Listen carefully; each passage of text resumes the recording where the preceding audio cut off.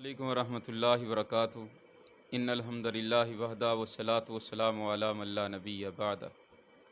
حضرات ناظرین، آج ہم گفتگو کریں گے رسول اللہ صلی اللہ علیہ وسلم کی بہت ہی پیاری سنت الحجامہ۔ یہ حجامہ ہے کیا، اور آپ صلی اللہ علیہ وسلم اس سے کیسے فائدہ اٹھاتے تھے، اور کس کس بیماری کا یہ علاج ہے، اس کے متعلق میں آپ کے ساتھ میں مہد گفتگو ہوں۔ اس کی اہمیت کو آپ ایسے سمجھ لیں، جب رسول اللہ صلی اللہ علیہ وسلم معراج پہ گئے تو معراج پہ جاتے ہوئے آپ صلی اللہ علیہ وسلم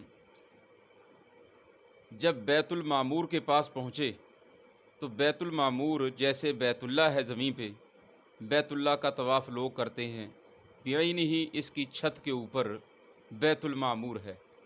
بیت المعمور جو ہے وہاں بیت المعمور کا طواف فرشتے کرتے ہیں اللہ کے، اور اتنا تعداد میں اتنا فرشتہ ہے کہ جو ایک دفعہ طواف کر لیتا ہے اس کی واری نہیں آتی دوبارہ۔ وہ تسبیحات اللہ تعالیٰ کی بیان کرتے رہتے ہیں۔ اس بیت المعمور کے ساتھ حضرت ابراہیم علیہ الصلاۃ والسلام ٹیک لگا کر بیٹھے ہیں۔ تو ابراہیم علیہ الصلاۃ والسلام نے اس امت کے لیے پھر تحفہ بھیجا، ایک تو امت کو سلام بھیجا، دوسرا ایک دعا بھیجی رسول اللہ صلی اللہ علیہ وسلم کو بتایا کہ اپنی امت کو بتانا اس کے اندر بلائی ہے۔ اللہ تعالیٰ کی طرف سے بڑی معروف بات ہے، اللہ تعالیٰ نے تحفہ دیا تھا نبی پاک صلی اللہ علیہ وسلم کو نمازوں کا۔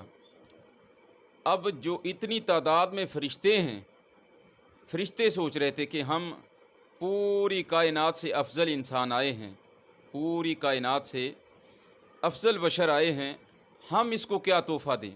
تو فرشتے جب سوچ رہے تھے تو انہوں نے اپنے مشورے کے اندر اس بات کو سامنے رکھا کہ ہم رسول اللہ صلی اللہ علیہ وسلم کو تحفہ دیتے ہیں حجامہ۔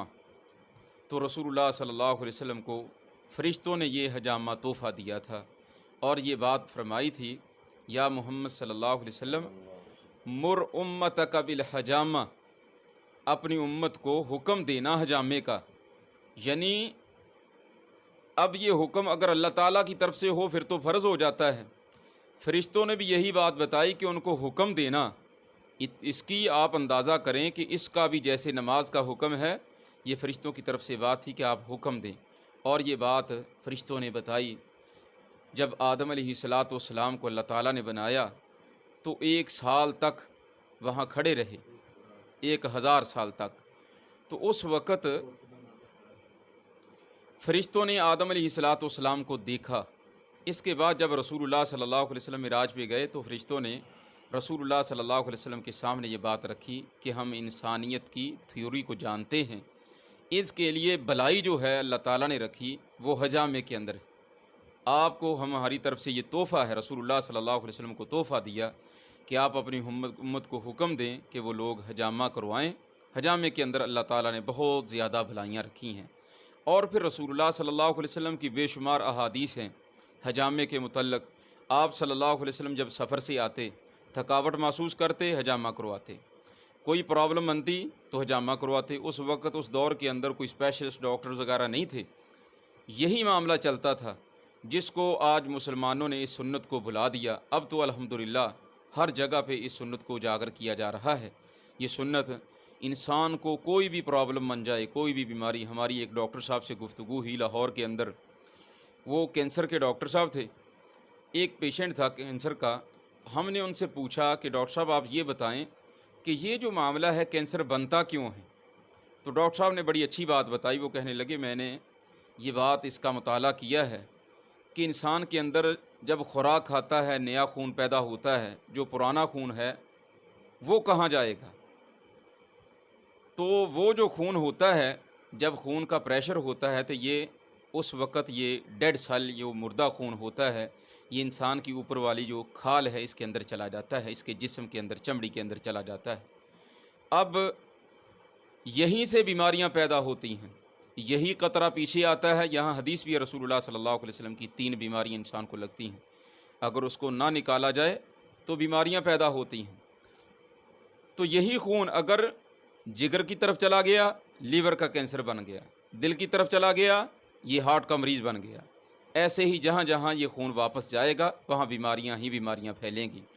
تو ہماری جب بات ہوئی ڈاکٹر صاحب سے، ہم نے کہا اگر اس کو نکال دیا جائے، تو ڈاکٹر صاحب کہنے لگے نہیں، یہ نکالنا ناممکن ہے، نکالا نہیں جا سکتا۔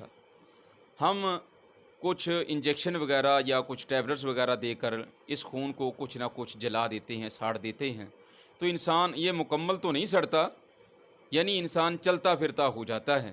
تو ہم نے انہیں بتایا کہ ہم اس کو نکال دیتے ہیں، یہ نکالا بھی جاتا ہے۔ کہنے لگا وہ کیسے، یہ تو ممکن نہیں۔ ہم نے پھر ان کو بتایا حجامے کے متعلق۔ جب انہوں نے حجامے کے متعلق سنا تو بڑے حیران ہوئے، کہنے لگے جب ہوگا حجامہ ہمیں بھی بتانا۔ جب ہم حجامہ کر رہے تھے تو ڈاکٹر صاحب آئے، آ کر دیکھا تو کہنے لگے واقعی سائنس تو آج کی بات ہے، رسول اللہ صلی اللہ علیہ وسلم کی حدیث سچی ہے، اور آپ نے اتنی دیر پہلے یہ بات بتا دی حجامے کے متعلق۔ اور پھر ڈاکٹر صاحب نے خود بھی حجامہ، پھر کہنے لگے اصل بیماریوں کا جو علاج ہے تو اللہ تعالیٰ نے ہمارے گھروں کے اندر دیا ہے، یہ حجامہ ہے۔